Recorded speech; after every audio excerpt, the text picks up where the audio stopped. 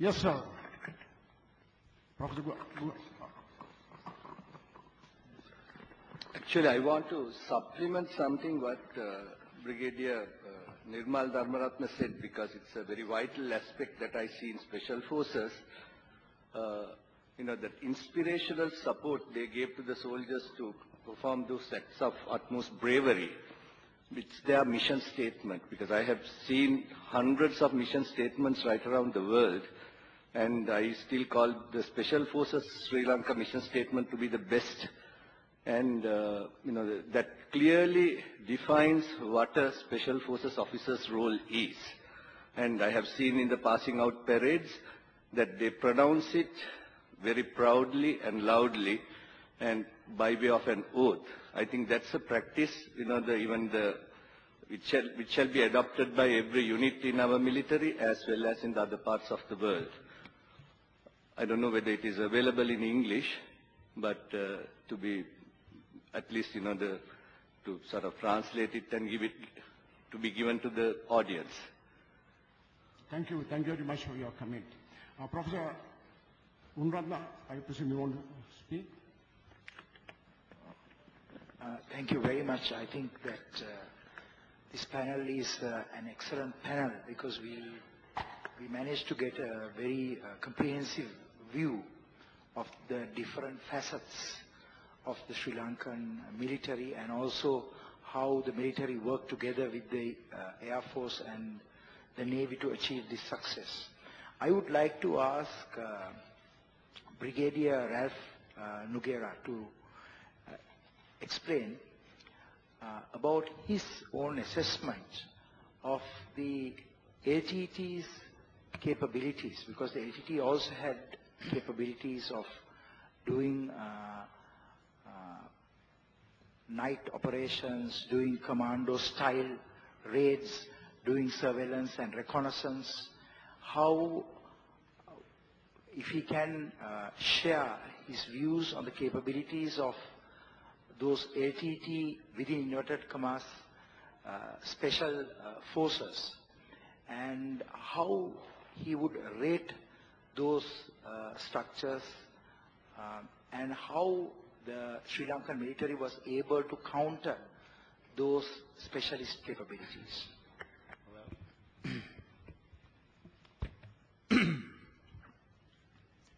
Well, when you look at the LTT as a whole, with its infantry units, I could tell you that their infantry training was very much basic.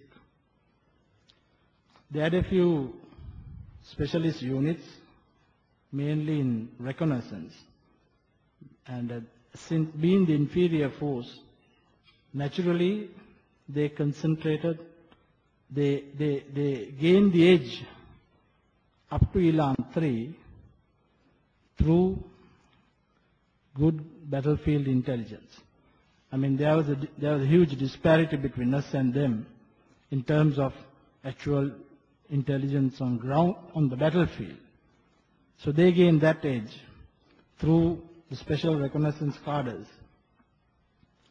And in addition to this, another capability was the daring and skillful nature in which they employed artillery FOs, forward observation officers or teams. If you look at the Elam 4, still we had Elam 3s. We had 60% of the casualties were due to indirect fires. Now, they employed minimum force, minimum numbers on ground. They used guerrilla warfare to keep, to fix you in jungles, and then they used the indirect fire support to wear you down and to waste you. So their capabilities, I believe this was one capability that impacted on us, on the infantry. Their operations behind the lines. I mean, Look at Anuradhapura Airport. No doubt, with such a level of blending of intelligence and special operations cadres, the ability to reach deep into the heart of Colombo itself speaks of the capabilities of special operations. And also it was, of course, given the boost with the use of suicide cadres. And these suicide cadres are unlike the religious fanatic types. Unlike them, these suicide cadres are very focused. They are cold and they are, what shall I say, skilled too. It's not just been a fanatic or anything like that. So I would call it controlled aggression. Controlled aggression, though they were suicide cadres. So these capabilities are what I have seen, and if you take the lines on the defense lines when we oppose them, they, especially in Jaffna, they made extensive use of IEDs, and their reserves in counterattack were just 30, 40. Even when we did attack in divisions, because we were massing, and all they did was use the IEDs, use fortifications, and with a few numbers, they would reduce us. And ultimately, counterattack with a small force. Now, these counterattacks were not designed to capture ground rapidly or anything like that, as we do things. But they were simply teams which moved in, harassed you, used indirect fire, and gradually as your casualties increased, you were ejected. I think these are some of the capabilities they had, and we managed to neutralize these capabilities. We were able to match them or get even better at this in Elam 4. Have I managed? You have answered your questions. Any more questions, ladies and gentlemen? Yes, we'll have from... I am from China, so I do not want to ask questions. I just want to say some word about our singer. I think many years ago, the fight with LTTE have brought massive damages to Sri Lankan peoples. But now we are happy to find that Sri Lankan peoples can enjoy peaceful and harmony lives. I think the most important job for army is bring peace to the country.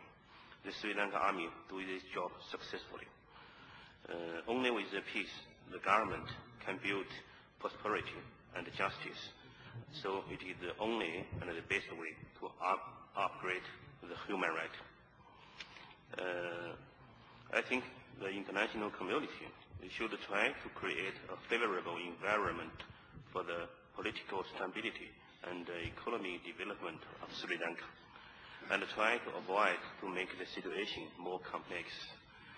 So personally, I am so honored to use this opportunity to show my personal respect to your Sri Lanka Army excellent job. Thank you.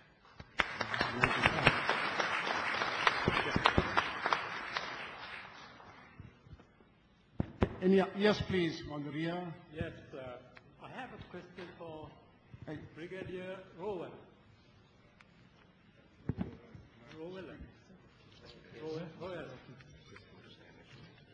We heard many times during the conflict.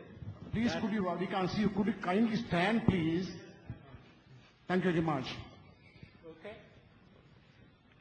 We heard many times during the conflict that LTT communications were intercepted. LTT communication were intercepted, and we were told what they were. In the similar way, it's very likely, with all the latest electronic gadgets LTT had, they were intercepting your communications too. How did you manage to preserve from being intercepted and your secrets found out when the commanders in the forefront and in the HQ were communicating with one another? Sir, thank you very much for that question, sir.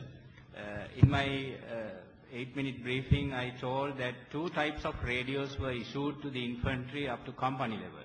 That is VHF low band non-secure radios and VHF high band secure radios.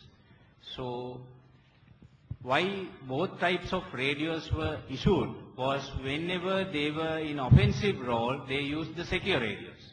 So when they used the secure radios, if I talk in electronic jargon, it gives a white noise, and even if you have directional finding equipment, you can't identify whether somebody is talking, because it is just, you will hear just background noise. Because they were also using secure radios. At times they captured certain secure equipment from the army.